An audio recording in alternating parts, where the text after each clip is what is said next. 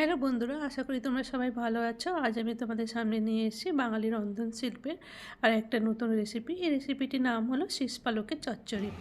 আর এই শীতকালে তো খুব ভালো শীষ পালক পাওয়া যায়, আর বাঙালির প্রত্যেক ঘরেই প্রায় শীষ পালক হয়ে থাকে। তাহলে চলো দেখে নেওয়া যাক রেসিপিটি আমি কীভাবে বানাই শীষ পালকের রেসিপি। এই জন্য প্রথমে আমি নিয়েছি একটা আলু, কুমড়ো, পাকা কুমড়ো, আর নিয়েছি একটা বেগুন, আর নিয়েছি শিম। আর এটা যেহেতু শীষ পালক, অবশ্যই শীষ পালক লাগবে। আমাদের ঘরের যেরকম মেম্বার তোমরা সেইভাবে পরিমাণ মতন এখানে সবজি নিও। আর সমস্ত সবজিটাকে আমি একটু ডুমো ডুমো করে কেটে নিয়েছি। এটা একটা খুব সহজ রেসিপিটা বিশেষ কিছু লাগে না, শুধু একটু সবজি হলেই হয়ে যায়। এবার শীষ পালকগুলো এইভাবে ভালো করে ছাড়িয়ে নিতে হবে।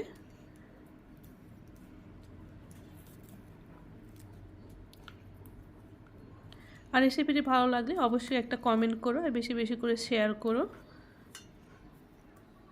আর তোমরা কী টাইপের রেসিপি দেখতে চাও সেটাও একটু জানিও। আমার শীষ পালক এইভাবে কেটে নেওয়া হয়েছে। পালং শাকগুলো ছোটো ছোটো পিস করে কেটে নিয়েছি, আর ডাঁটাগুলো আমি এইভাবে কেটে নিয়েছি। এবার এদিকে আমি একটা কড়াই চাপিয়ে নিয়েছি গ্যাসের মধ্যে একটুখানি পাঁচফোড়ন দিয়ে সেটাকে আমি হালকা করে ফ্রাই করে নিয়েছি। এবার আমি কড়াইয়ে সর্ষের তেল দিলাম। সর্ষের তেল দিয়ে এখানে বিউলির ডালের বড়ি দিলাম।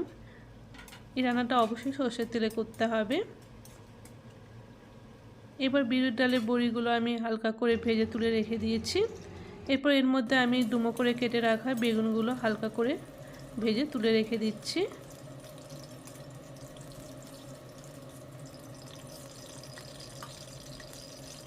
এরপর আমি ওই তেলের মধ্যে একটা শুকনো লঙ্কা আর অল্প একটু পাঁচফোড়ন দিয়ে ফোড়ন দিলাম। লঙ্কা আর পাঁচফোড়ন হালকা করে ভাজা হয়ে গেলে একটা সুন্দর একটা ঘ্রাণ এলে এরপর আমি এর মধ্যে দিয়ে দিচ্ছি কেটে রাখা আলু। আলুটাকে হালকা করে আমি ভেজে নেব। এরপর আমি এর মধ্যে শিম দিলাম, কুমড়ো দিলাম। শিম আর কুমড়ো দিয়ে সবজিগুলোকে আমি হালকা করে ভেজে নিচ্ছি।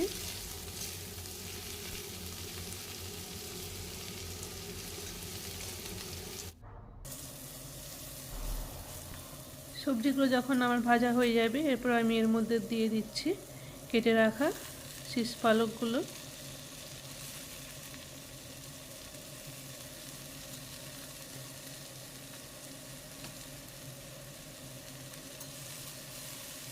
কেটে রাখা শীষ পালকগুলো দিয়ে আমি সবজিটাকে ভালোভাবে নাড়াচাড়া করে নিচ্ছি।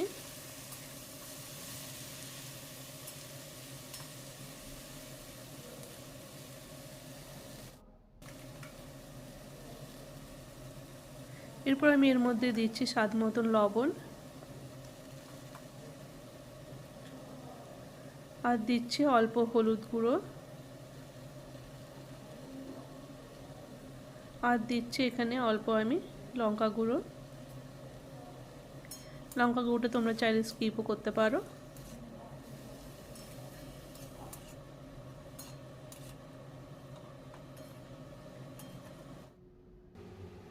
এরপর আমি এর মধ্যে দিচ্ছি অল্প চিনি, স্বাদ মতন চিনি দিচ্ছি। তোমরা যেরকম মিষ্টি পছন্দ করো সেইভাবে মিষ্টি দিও, তবে সবজিটা হালকা একটু মিষ্টি হলে ভালোই লাগে। আর আমি এর মধ্যে দিলাম দুটো কাঁচা লঙ্কা চিড়ে। এবার দিয়ে সমস্ত জিনিসটাকে আমি ভালোভাবে নাড়াচাড়া করে নিচ্ছি। পালং শাক থেকে অবশ্যই জল বেরোয়, সেই জলেই সবজি সিদ্ধ হয়ে যায়। আর এদিকে আমি যে পাঁচফোড়নটা ভেজে রেখেছিলাম শুকনো কড়াই, সেটা আমি শিলনোড়াতে গুঁড়ো করে নিলাম।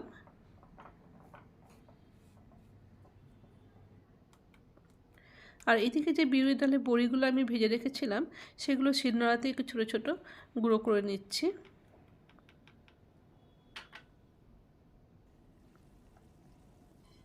এবার আমি ঢাকনা খুলে দেখে নিচ্ছি সবজিটা সিদ্ধ হয়েছে কিনা। এবার সবজি সিদ্ধ হয়ে গেলে এর মধ্যে আমি আগে থেকে ভেজে রাখা বেগুনগুলো দিয়ে দিলাম। বেগুনগুলোকে দিয়ে একটু নাড়াচাড়া করে নিতে হবে।